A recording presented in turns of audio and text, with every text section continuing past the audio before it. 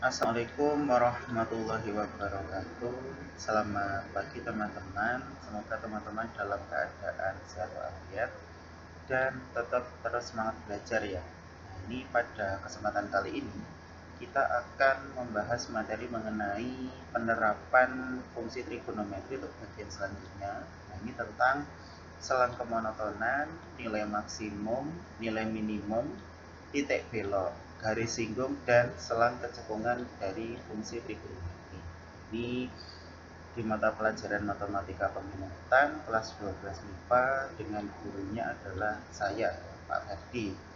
Nah, mohon maaf teman-teman, mungkin di beberapa pertemuan yang lalu karena laptop saya terjadi error, akhirnya menghambat dari pengiriman materi. Ini pada kesempatan kali ini nanti akan saya rampel untuk pertemuan minggu lalu ya, karena minggu lalu kita tugasnya adalah resume dan sekarang akan saya terangkan materi tentang yang di resume minggu kemarin beserta materi pertemuan hari ini. Simak baik-baik dan hari ini tugasnya cukup resume saja ya. Nah, untuk tugas soal yang mengerjakan soal itu nanti dikumpulkan minggu depan saja ya.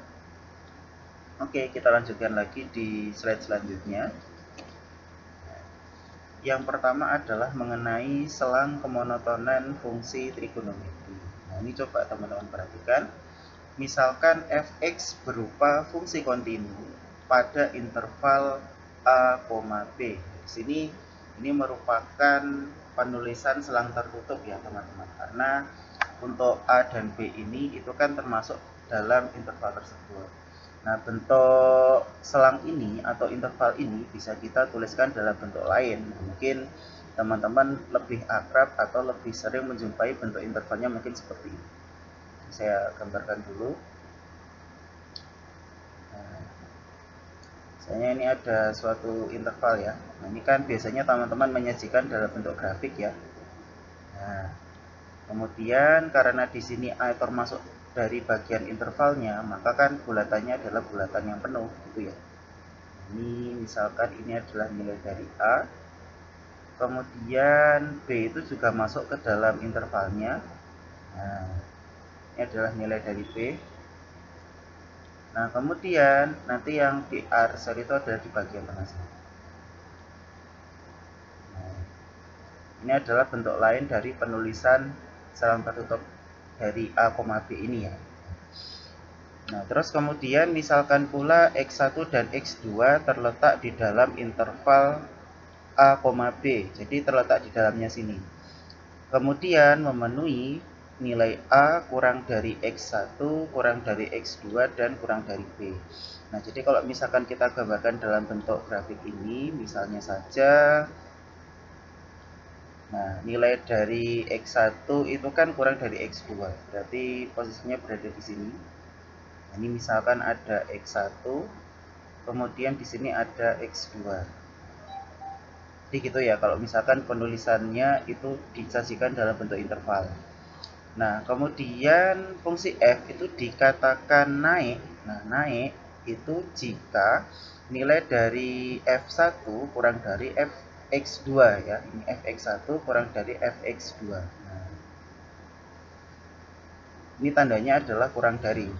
Sebaliknya, fungsi f dikatakan turun jika nilai dari fx1 itu lebih dari fx2.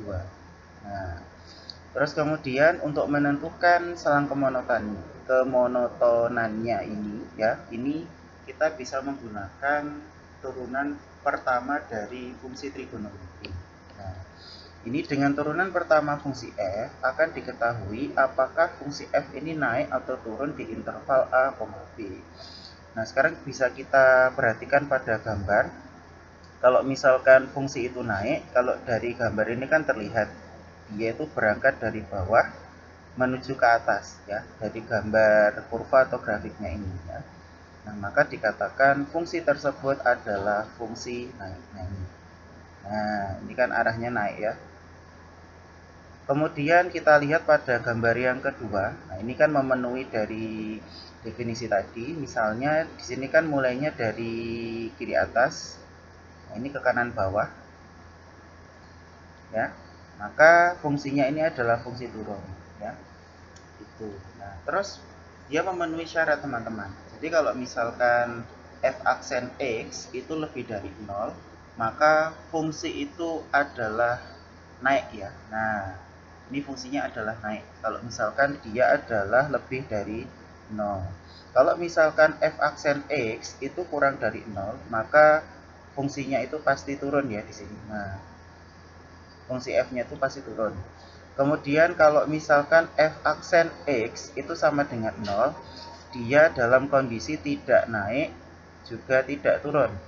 Nah, kondisi seperti ini dikatakan sebagai stasioner ya. Itu kalau dia misalkan tidak naik dan tidak turun. Nah, kemudian jika fungsi f naik atau turun pada interval a, b dikatakan fungsi f itu monoton. Nah, ini monoton pada interval a, b.